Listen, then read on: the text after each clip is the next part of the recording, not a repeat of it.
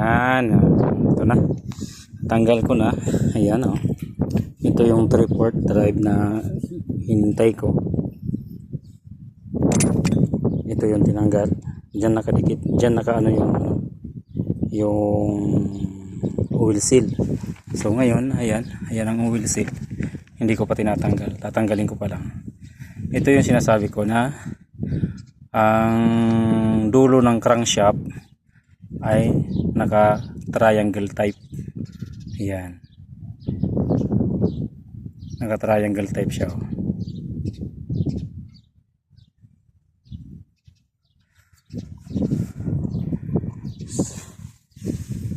So ayan.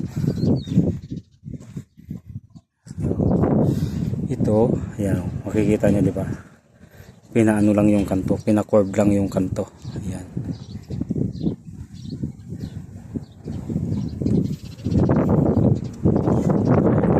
Tapos ito yung tingnan nyo. Epektibo ang ano na yan, DIY na yan. Kahit gaano siya katigas, tanggal. Ano ko, tanggalin ko itong 4 na tornilyo para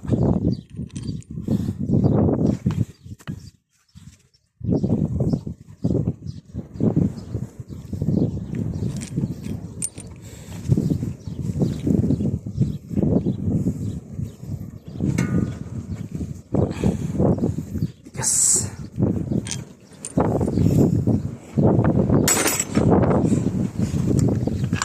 Ayan. Oh. Triangle type siya, di ba? Ayan o. Triangle type din yan.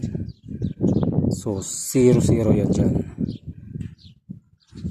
May tama na nga to. Kaso pwede pa yan. Ililihis lang dito ng konti yung oil seal. Iaabante. Iaabante lang konti. So, pwede pa to. Ayan. Against the light na kasi grabe init. Yan. So, magtatanggal pa ako dito ng langis kasi change oil. Tanggal ng filter. Ito, filter nya. Palitan. Tapos, yung langis. Dito lang yan. Binukumba lang yan dito. Ang langis.